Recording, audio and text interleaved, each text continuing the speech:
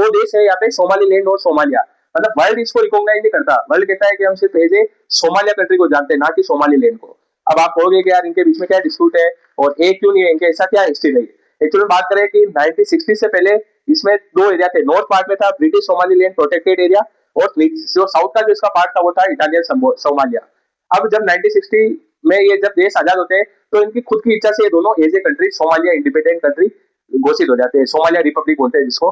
लेकिन 1991 में ऐसी इनकी हालत होती है, भूखमरी आती है कि इनमें डिस्प्यूट हो जाता है। डिस्प्यूट बोले तो ये एज ए कंट्री विफिल हो जाती है, कहते हैं ना कोई भी एक देश नया बनता है, जैसे 1991 में अपने भी हालत खराब हुए थे, वैसे इनके भी ऐसे सेम चीज होती है।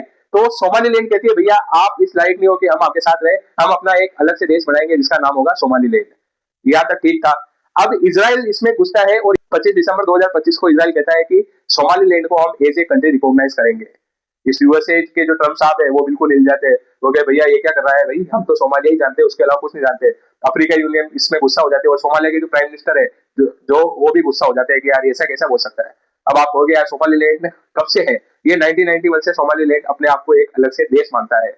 और अगर यहाँ की खुद की सरकार होती है, यहाँ की करेंसी कुछ की चलती है, पुलिस वगैरह और जो आर्म फोर्सेस है वो भी इसकी खुद की है, और इनका खुद का कॉन्स्टिट्यूशन है। मतलब यहाँ तक इस लेवल तक ये अपना मतलब खुद का चलाते हैं। तो अब आप कहोगे कि यार वर्ल्ड इसको क्यों नहीं मानता, वर्ल्ड कहता है सिर्फ सोमालिया जो देश है उसी को मानते हैं, सोमालीलैंड हमारी नजरों में कोई भी देश नहीं है। अब आप कहोगे कि यार इजराइल को इससे क्या फायदा, अचानक इजराइल क्यों कूद रहा है, यूएसए जैसा देश इसमें कुछ नहीं बोल रहा है, इजराइल के क्या फायदा। एक्चुअल में सोमालीलैंड का जो एरिया है ना उसके पास में रेड सी जाता है, तो इजराइल चाहता है कि मेरे को इस देश का एक्सेस मिल जाए।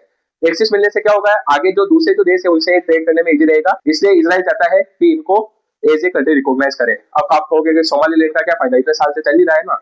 सोमालीलैंड चाह रहा है कि एक ऐसा देश हमको मिल जाए जो हमको एज ए कंट्री रिकॉग्नाइज कर दे, जैसे इजराइल को एज ए कंट्री रिकॉग्नाइज किया था उसके बाद सब जने करने लगे, वैसे सोमालीलैंड भी चाह रहा है कि भैया एक शुरुआत करो, फिर धीरे धीरे कोई ना कोई तो हमको करेगा ही करेगा एज ए कंट्री डिक्लेयर।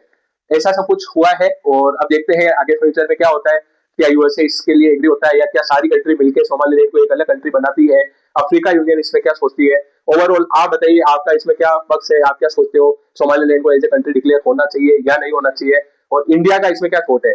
अगर आपको वीडियो अच्छी लगी है तो मेरे चैनल को सब्सक्राइब करना बिल्कुल मत भूलना। जय हिंद, जय भारत।